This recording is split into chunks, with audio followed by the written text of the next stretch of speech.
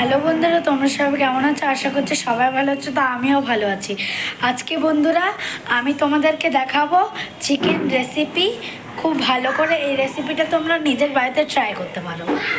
তো প্রথমে বন্ধুরা আমার মা এই আলুগুলো ভেজে নিয়েছে তেলে, যতক্ষণ কালার চেঞ্জ হবে আলুগুলো ভেজে নিয়েছে মা। তো এখন আমার মা আলুগুলো তুলে নেবে। দেখুন বন্ধুরা, আমার মা আলুগুলো এখন তুলে নিয়েছে। তো প্রথমে বন্ধুরা তারপরে এই মশলাগুলো দিয়ে দেবো। এর মধ্যে জিরে, মিষ্টি কাঠ, লঙ্কা, তেজপাতা, ফোড়ন, আর এটাকে কি বলে, বড় এলাচ দিয়ে দেবো। বন্ধুরা তেলটা গরম হয়ে যাওয়ার পরে এরপর এগুলো দিয়ে দেবো বন্ধুরা।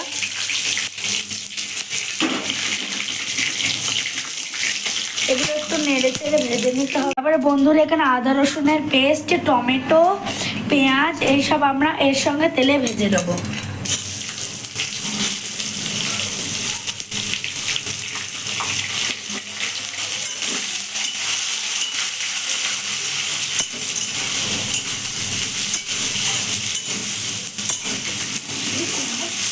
তারপরে বন্ধুরা এগুলো একটু ভালো করে নেড়ে চেড়ে নিতে হবে, যাতে পুরো দিকটাই কালার চেঞ্জ হয়ে যায়। যাতে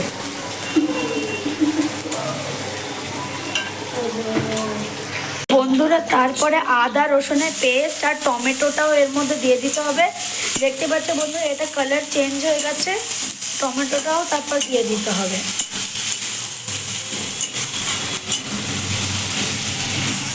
দেখতে পাচ্ছ বন্ধুরা আমার মা টমেটোটাও দিয়ে দিয়েছে। তারপরে বন্ধুরা এগুলো একটু ভালো করে নেড়ে চেড়ে নিতে হবে।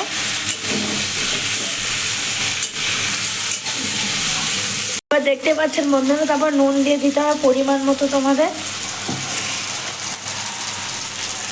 তারপর বন্ধুরা আমরা একটু হলুদ দিয়ে দেবো পরিমাণ মতো। তারপরে লঙ্কা। তারপর বন্ধুরা আমরা ধনে পাউডার দিয়ে দেবো বন্ধুরা। তারপর এগুলো নেড়ে চেড়ে দিতে হবে।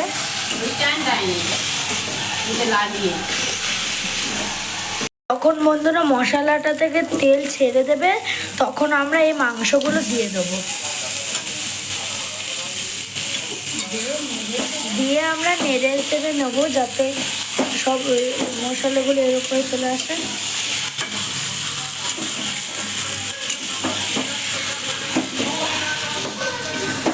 বন্ধুরা মাংসটা ঢালার পরে কিছুক্ষণ মাংসটা ভালো করে কষিয়ে নিতে হবে। তারপরে আমরা জল ঢেলে দেবো, ততক্ষণ মাংসটা হোক। বন্ধুরা এবার আমরা আলু দিয়ে দিয়েছি বন্ধুরা। এবার কিছুক্ষণ পরে জল দিয়ে দেব বন্ধুরা। এবার আমরা জল দিয়ে দেবো মাংসটা পরিমাণ মতন। আর কিছুক্ষণের জন্য নেড়ে চেড়ে নিয়ে ঢেকে দেবো মাংসটা। তোমরা যদি শুকনো করতে চাও জলটা কম দেবেন, আর যদি বেশি করতে চাও তো ঝোল করতে চান তো তাহলে জল দেবেন বেশি করে, পরিমাণ মতো দেবেন।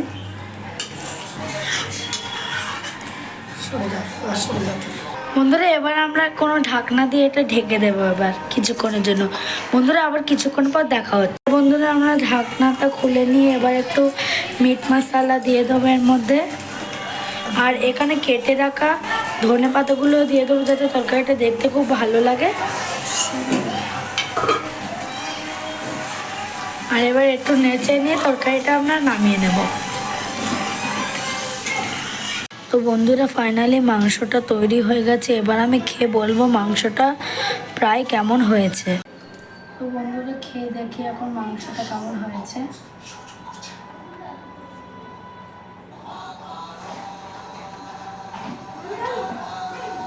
বন্ধুরা মাংসটা একদম শেষ হয়েছে, খুব ভালো হয়েছে খেতে।